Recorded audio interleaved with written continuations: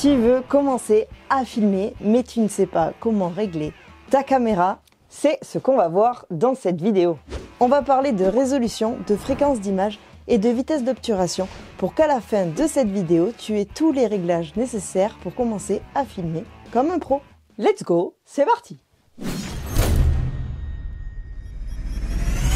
En premier, on va parler de la fréquence d'image et de la résolution. Ensuite, on verra où trouver et comment régler la vitesse d'enregistrement. Et pour finir, on verra comment ajuster ta vitesse d'obturation pour un look plus cinématographique. Toutes les caméras ne sont pas identiques. Par exemple, avec mon boîtier, je peux filmer jusqu'en 4K à 24, 25 et 30 images par seconde. Par contre, en 50 et 60 images par seconde, ma résolution diminue en Full HD. Donc, en premier, regarde dans ta caméra quelles options elle propose. Petit rappel, le nombre d'images par seconde, c'est le nombre de photos que la caméra prend en une seconde pour créer une seconde de vidéo. La résolution, c'est la taille de l'image, par exemple 4K ou Full HD, donc 1080p. C'est les deux principales tailles à utiliser. Alors, quelle option choisir ?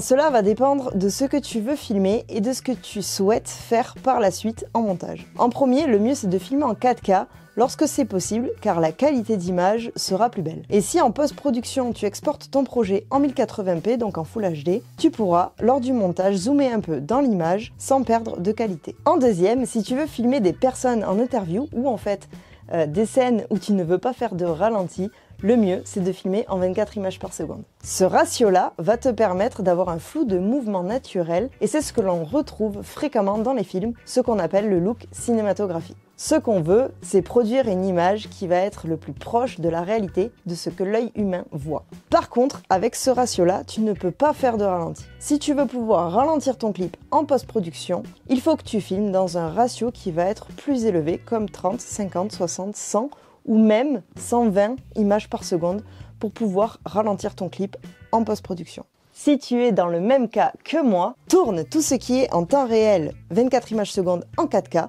et tout ce qui est en ralenti, donc 50, 60, 100 ou 120 images par seconde en Full HD, donc 1080p. Si ta caméra propose de faire du ralenti en 4K, alors filme tout en 4K.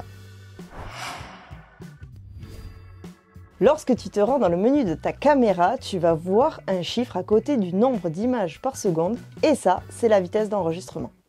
Qu'est-ce que c'est ? Plus la vitesse d'enregistrement est élevée, plus l'image sera de qualité car l'image est moins compressée. Donc, tu veux choisir la valeur d'enregistrement la plus élevée pour avoir la meilleure qualité d'image possible.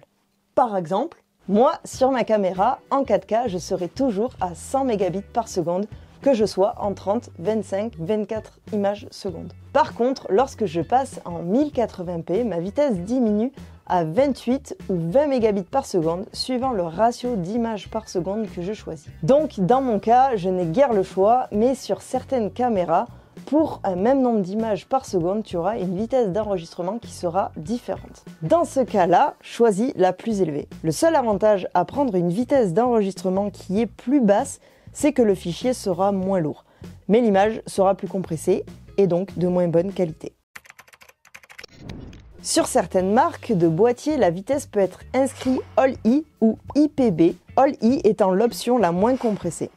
Pour résumer, choisis le nombre d'images par seconde en fonction de ce que tu souhaites faire, temps réel ou ralenti. Ensuite, choisis la vitesse d'enregistrement la plus élevée possible pour garder une belle qualité d'image. Et pour finir, sélectionne la résolution la plus élevée. J'ai fait une vidéo qui t'explique en détail ce paramètre, donc je t'invite à aller la voir si ce point n'est pas clair pour toi.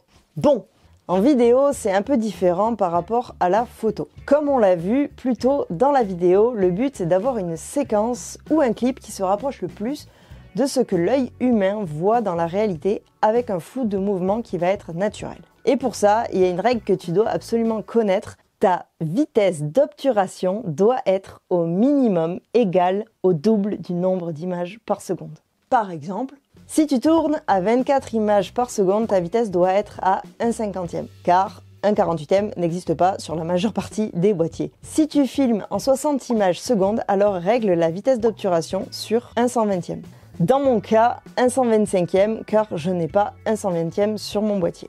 Ça va te permettre d'avoir un flou de mouvement naturel et de te rapprocher d'un look cinématographique. Ah voilà! Maintenant, tu as quelques réglages à effectuer sur ta caméra pour commencer à filmer. C'est un peu technique, alors si tu as des questions, n'hésite pas à me les poser en commentaire. N'oublie pas de t'abonner pour ne pas rater la suite. La bise, ciao!